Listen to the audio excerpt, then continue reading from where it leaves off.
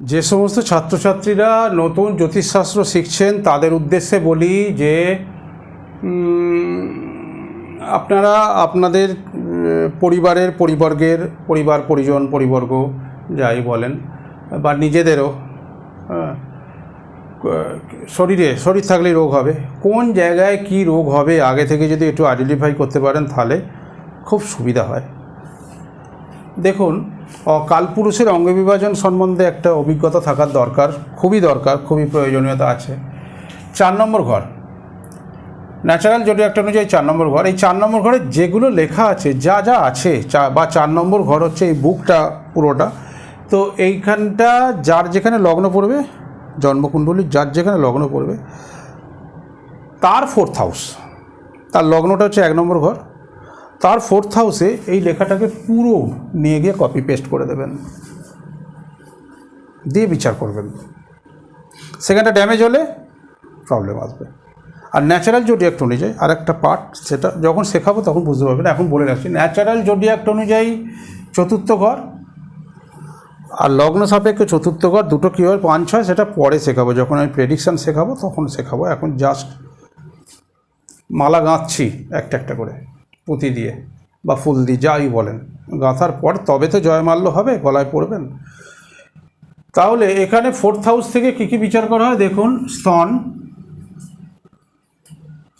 এই যে breast cancer আগেরটাতে বলছিলাম না, এই ব্রেস্ট ক্যান্সার যে সমস্ত মহিলাদের বা যাদের হয় আর কি, বুকে ক্যান্সার, তো বেশিরভাগ এটা মহিলাদেরই হয়, এগুলো মেডিকেল টার্মস ডাক্তারবাবুরা ভালো বলতে পারবেন। তো ব্রেস্ট ক্যান্সার বা বুকের যে কোনো সমস্যা, এই ক্যান্সারের কম্বিনেশান কী করে হয় সেটা আমি বলবো, জানাবো। দেখবেন এই 4th হাউস কিন্তু ড্যামেজ থাকবে, তবেই তার ওই জিনিসটা হয়েছে। বা বুকের কোনো সমস্যা, সেলেসার সমস্যা, সর্দি কাশি, এই সব কিছু যা বুকের ফুসফুস যা লাংস ফাংস যা আছে সেগুলো কলকবজা ভগবান দিয়েছে। যাই হোক, বুকের যাবতীয় এই আমরা যেমন সাধারণভাবে ঘরোয়া কথা বলি, এই সর্দি হলে রিবে সর্দি বসে গেছে, বুকে সর্দি বসে গেছে, এইসব যে বলি, এই 4th হাউস ড্যামেজ।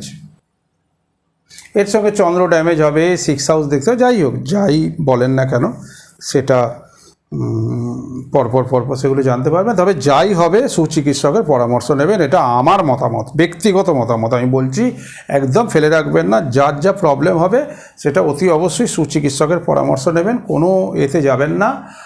আর একটু কোথায় কি হবে আগে থেকে একটু জানা থাকলে, বা রোগটা কতদিন বাদে সারবে, এইগুলো এখান থেকে জানতে পারবেন, বুঝতে পারবেন। দশা অন্তর্দশা অনুযায়ী সেগুলো পরপর শেখাবো। এখন এই বুকের যা কিছু আছে, হ্যাঁ, এই পাকস্থলী, পিত্তথলি, এইসব যা আছে, যাই হোক, এগুলো সব ওই 3 নম্বর বইতে পরিষ্কার লেখা আছে। বইটা রেকমেন্ড করছি, দেখুন। এই এডিএন পদ্ধতিতে ভাগ্য বিচার, এই লেখকের 3 নম্বর বই, দেবসূর্য পাবলিকেশন থেকে প্রকাশিত হয়। এই বইটা অতি অবশ্যই একটু কালেক্ট করে নেবেন, এই বইটাতে সব পাবেন।